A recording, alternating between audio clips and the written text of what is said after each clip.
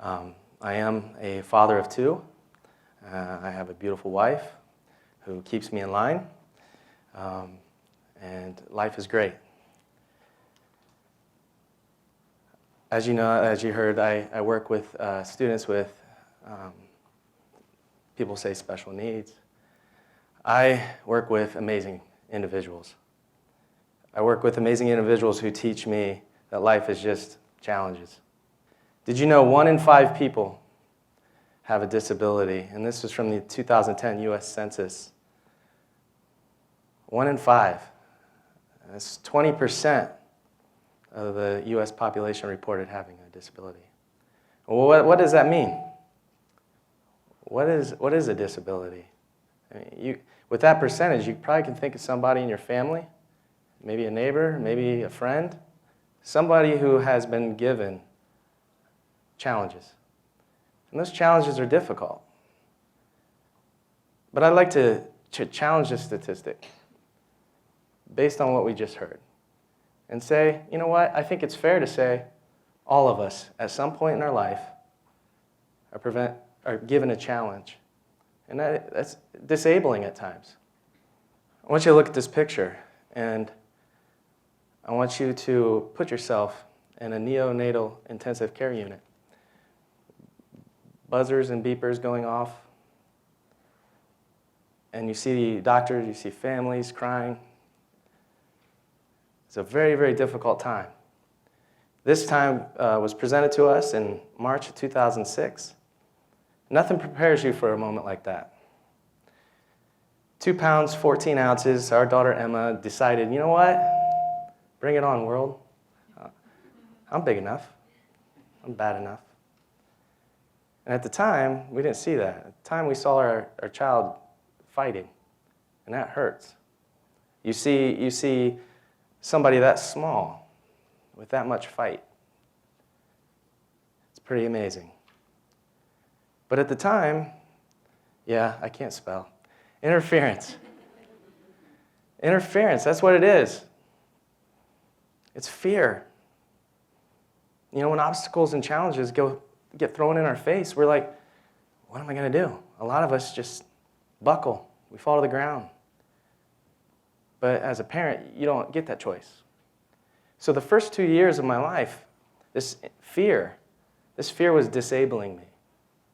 There was a time back in 2008 where I felt my chest just hurting, and I was stressed. And I found myself being prescribed blood pressure medication at the age of 27. And I'm like, what the hell is happening? But that interference was just simply a distraction. You know, I was worried about all the things that were out of my control, the what ifs. Yeah, what if my daughter doesn't walk? What if my daughter doesn't talk? You know, those things, things just happen, and you have to just go with it. But it takes some time. And over a course of 2 years, you know, your child starts to give you feedback. They start to show their true colors. And Emma's sassy. Emma really is a talker. First word was up. One of the first words was up. She wanted to get up. She wanted to get at it. And at that time, I didn't know at the time, but it became evident that that was a sign to, hey, I want to be moving. And so we went to physical therapy early on. And through those sessions, she developed this goal of getting stronger and more independent. And she always smiled. Her brother Owen, knight in shining armor, don't mess with his sister. They're a team. And in 2012, she shared her greatest dream with a group in Dublin, where we live, and they listened. We're blessed to live in a wonderful community who listened to us, and you know what? We're going to help this little girl out. We're going to help this family out, and we're grateful for that. Although, as a parent, options to make this dream happen were difficult. Thankfully, to my wonderful wife, she is a rock. She's our captain. She keeps us she's focused, and she wants the best for her kids, and I'm so grateful that she's in my life. She found this procedure called selective dorsal rhizotomy. Yes, well, okay, 2013, okay, we're really going to have a doctor cut into our daughter's back, look at the nerve fibers that are causing her muscles to be tight, and they're going to cut them and allow her arms to and legs, just allow her to be free. We were scared, but as you can see in the picture, Emma, this is how she handles fear. She takes it on, she smiles. Her dad's a big baby. You never know how strong you are until being strong is your only choice. Thank you, Bob Marley. You provide us with a lot of great music, but you have some really good words too. And I wish I would have listened to, the song "Don't Worry About a Thing" those first 2 years of my life. So Emma had therapy and therapy and therapy and therapy every single day, it seemed like, and you would think that that schedule would get in your way. But it was well worth it. Her legs moved. She was realizing her body was moving differently. She was proud. She couldn't sit still. And we finished the Columbus Marathon together in 2013. I wasn't a runner, but seeing her battle through physical therapy, battle through the tears, it wasn't always fun, but they do a great job of making it fun. And as a parent, I'm sitting in the lobby, I'm like, I gotta do something too. It's teamwork, right? She's making me feel lazy. So we started running as a team, and this was a goal of ours to finish together in 2013. And as we finished that race, we thought, you know what, we're going to do this. This was great. This was a great experience. So in order for her to get stronger, we had to do therapy for the first 2 years. 4 to 5 days a week, an hour each day. She battled through it. Wonderful therapists along the way. Wonderful, wonderful people. And she always went to therapy with style. The only person I know that goes to physical training with the skirt on. So we trained and we went back. This year, she was a pacing champion. She got to be at mile 26 of the nationwide Children's Columbus Marathon, high-fiving all the runners. And it was pretty cool seeing all the different people with the different stories. And what's cool about this race is that there's a mile marker with a child who has been presented challenges. And you learn that you are not alone. You learn that there are a ton of people out there who are given struggle. We don't wake up one day and say, oh, you know what? I hope it's the worst day. I hope it's a challenge today. There's a lot of people out there. You're not alone.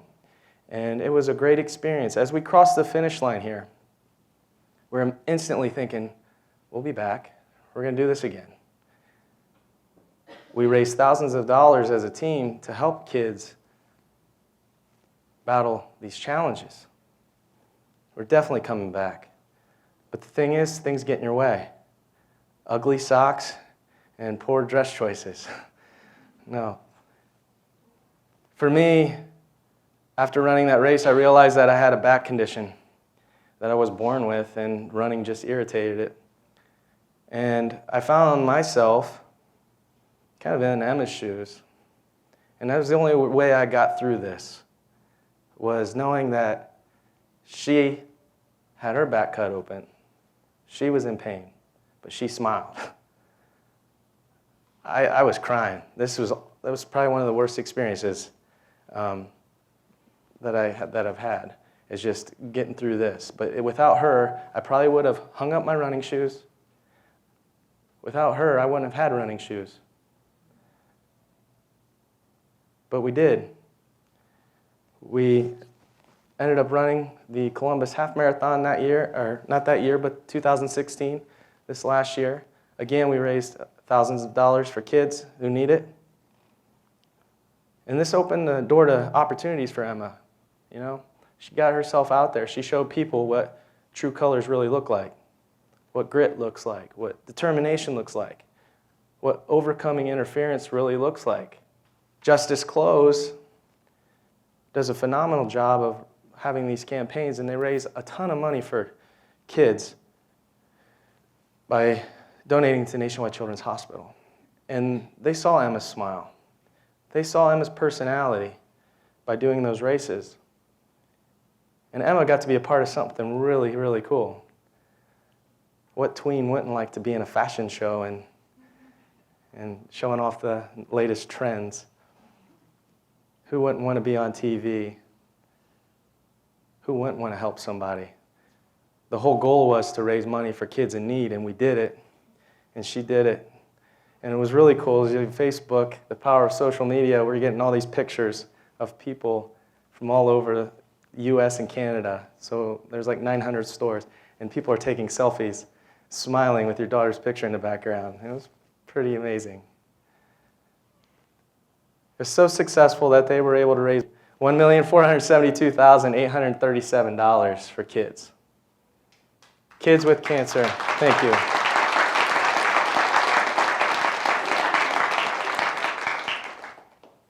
You know, I think a lot of times we don't give ourselves enough credit on what power we have to help other people. But here we go, we got a 10-year-old and other kids that have gone before her who have done the same thing, who are really making a difference. You know, as adults, we really can learn from the kids. You know, as adults, we can really learn from them. Emma is working hard. Folks, stand up. Cheer her in.